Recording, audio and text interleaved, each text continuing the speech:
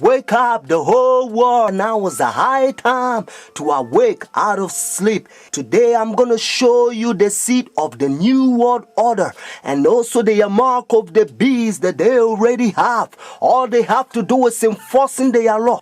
The whole thing is tied with religion. That's why Revelation chapter 13 verse 17, the Bible says no one can buy or sell. Notice. It's a great honor for me.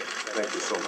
Friends, I'm going to give you a little history and then I will tell you the power behind the scene, the New World Order. Constantine was the one who united the church and stayed together. Notice, during Dark Ages, pagan Rome, when he marched them to Tiber River, they said they was baptized. So when they came to the church, they was idol statue worshippers. So when they brought their statues in Roman Catholic Church, they start naming them Christian name, Jupiter and all this thing. They call them Peter and Rosary and all this paganism that they brought to Roman Catholic Church.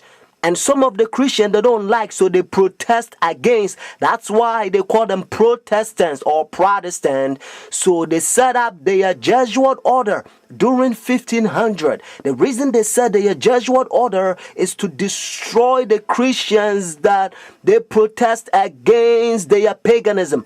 They also infiltrate the state to control the whole world. The Jesuits, they created Masons, and now they got Skull and Bones, the Illuminatis, all them secret societies, friends. And what else? Obama and all them powers, they all belongs to secret societies. I love everybody. I don't have a choice if I want to go to heaven, but I got to tell you the truth because the whole thing is tied with Bible. The church and state is going to unite in the last days and they will bring the mark of the beast that the Bible says. So notice, You came from circumference Amsterdam. I did, your old country. Yes. And it was successful. Successful, we have some decisions. It's not so easy in this place.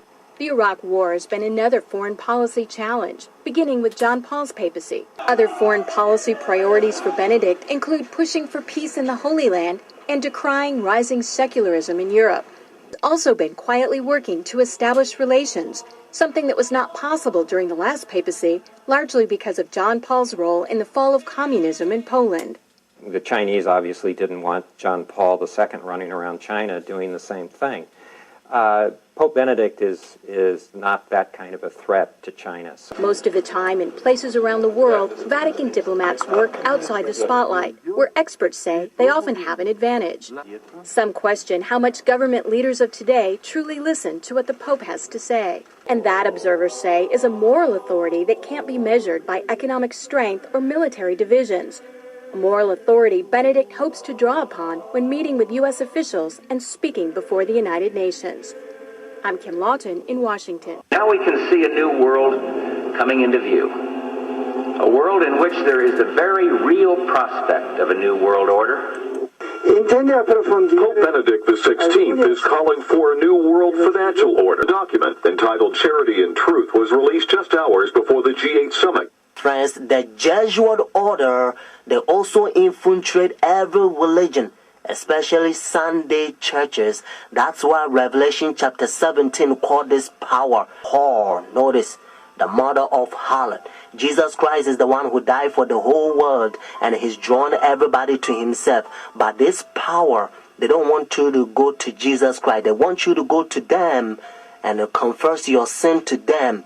So notice what Revelation chapter 18 says. And they also infiltrate the kings, presidents. So notice, and he cried mightily with a strong voice, saying, Babylon the great is fallen, and is fallen, and is become the habitation of devils, and the whore of every foul spirit, and the cage of every unclean and hateful bird. For all nations have drunk of the wine of her fornications. And notice, and the kings of the earth have committed fornication with her. Friends, now I'm going to tell you their mark. Notice this power, the mark of the beast. Because notice, if the Bible says the mark of the beast, means this power has a mark. The beast is a language that God is using for this power. And they themselves, they says in their own book, the book of Catechism, the old version, notice, they says Sunday worship is their mark of authority. The new version, they don't use the word authority, but at least, thank God, they still admit it. Even the new version of Catechism, they still says they changed the Sabbath from Saturday to Sunday. Friends, the mark of the beast is not worldly speculations that sometimes you hear. Some people says, well, it's computer chip. Unfortunately, you don't find in the Bible. And some people says, it's 666. But according to Revelation 13 verse 18, actually 666 help you to find the beast. What I mean is to identify the beast. But the Bible says the mark. The reason why I repeat and I kind of stretch it because I don't want you to miss it. It's a deception. Notice the mark of the beast. It's clear. It means the power, the beast has a mark to change the Sabbath from Saturday to Sunday. But unfortunately, Sunday churches, they adopt sun worship day for so many years. They don't want to get rid of it. But actually, it's a pagan sun worship day, Sunday worship. Look, even the spellings, you'll find out. Matter of fact, if you look at your calendar, Sunday is always begin as the first day of the week. Unfortunately, they will skip, and some people, they don't know, they will count Monday as the first day of the week, because according to Revelation chapter 12 verse 9, the devil would deceive the whole world. So it's a deception. So the devil, he's in the process blinding the people, including the Christendom. Friends, if you go to church Sunday, notice the first day church, now you don't have the mark of the beast according to Revelation 14 and 13 unless the law is enforced.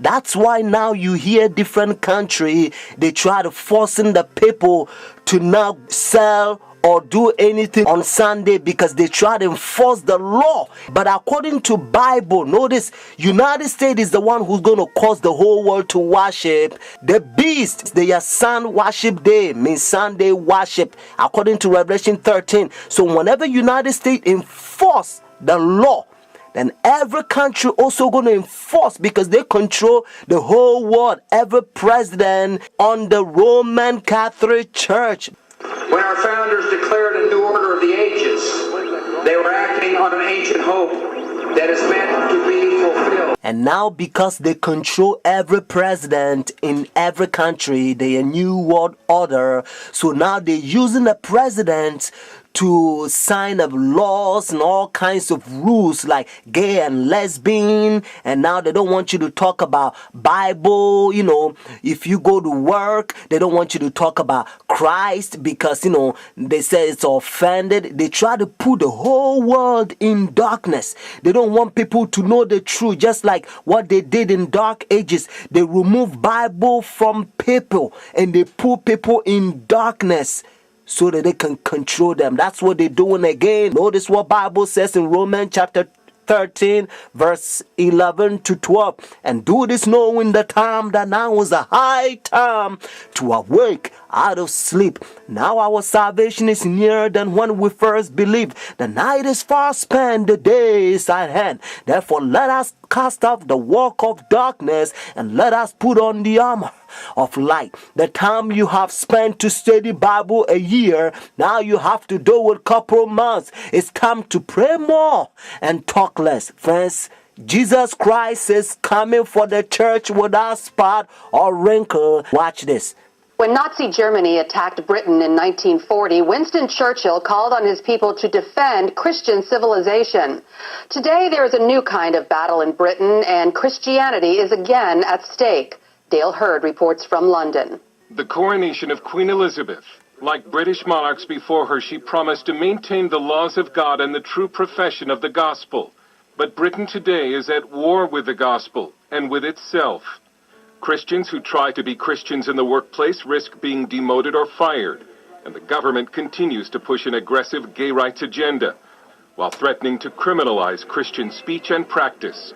Christian politician and activist George Hargraves. Yesterday, I got a letter from the Advertising Standards Authority of a complaint saying that my billboard that says Britain is a Christian country is offensive to atheists and other religions, and it incites hatred against them. What nonsense. Britain is constituted as a Christian country. Daily prayers are said in Parliament, whether atheists like it or not. The Queen is the head of the Church of England and therefore has to acknowledge God for her sovereignty over the nation. These things are written into not just our culture and our heritage, but into our Constitution. Great Britain is officially a Christian nation, and in fact at one time was the missionary base for the entire world, even sending missionaries to the new American colonies. But Britain today in practice is increasingly anti-Christian, and the cases of anti-Christian bigotry and discrimination are beginning to pile up. In response, Christian legal centers have mobilized.